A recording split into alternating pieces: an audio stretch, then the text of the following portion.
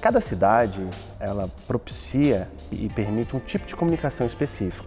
Nesse sentido, as marcas, como a gente entende, elas surgem por um sentido de diferenciação do surgimento de um mercado de consumo.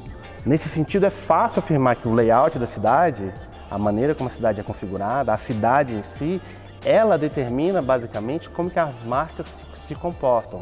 Porque a cidade, ela é um produto do estado tecnológico de cada período. E o estado tecnológico de cada período determina como que os produtos são produzidos, quais produtos são produzidos e como nós nos comunicamos e nos informamos sobre tais produtos. Então, toda a estrutura de comunicação, de percepção de valor, de produção material é determinada pela tecnologia, que nunca acontece no vácuo, ela sempre acontece num espaço físico específico e as cidades desempenham um papel crucial nisso.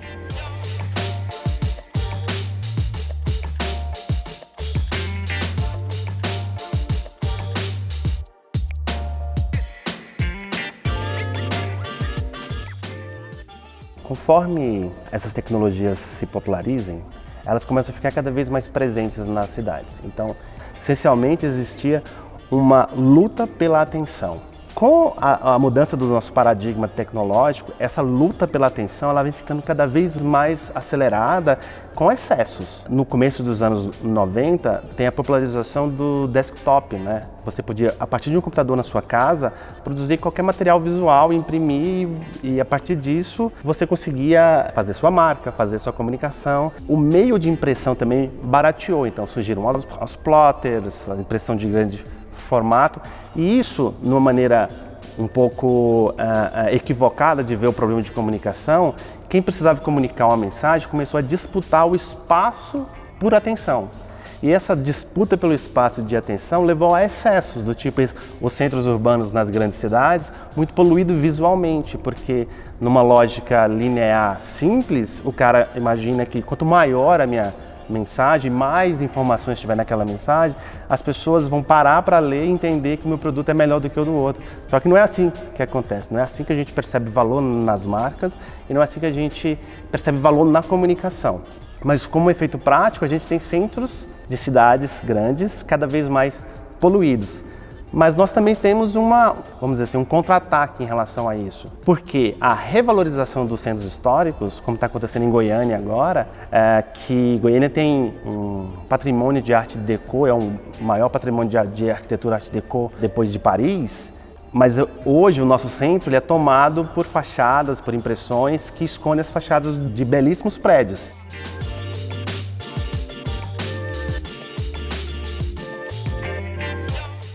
O governo municipal fez uma lei que vai limitar e vai normatizar a maneira como a comunicação visual vai ser feita, né, nessas fachadas.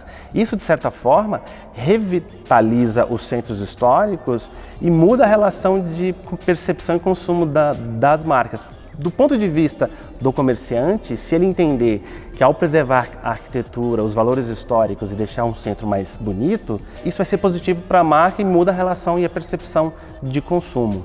Por outro lado, você tem grandes centros tecnológicos, cidades cosmopolitas como São Paulo, como Tóquio, como Hong Kong, onde a popularização de tecnologias como LED, você faz com que as cidades sejam tomadas por telas. E essas telas estão criando um novo tipo de problema nessa disputa pela atenção. Porque, arquitetonicamente, falando do ponto de vista da qualidade de produção, são coisas bonitas, são fachadas muito interessantes, mas que, no conjunto, a gente tem um cenário quase distópico, à la Blade Runner, onde você não consegue entender e perceber exatamente o que está acontecendo, porque é muita informação o tempo todo.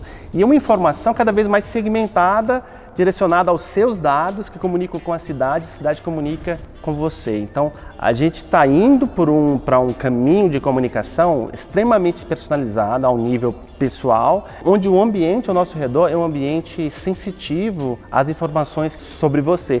Parte dessas informações entregamos de maneira consciente, parte dessas informações de maneira inconsciente onde você tem um outro tipo de cenário, um outro tipo de comunicação que não é simplesmente pela parte da comunicação visual, mas aí é a parte como o seu consumo é modelado a partir dos dados.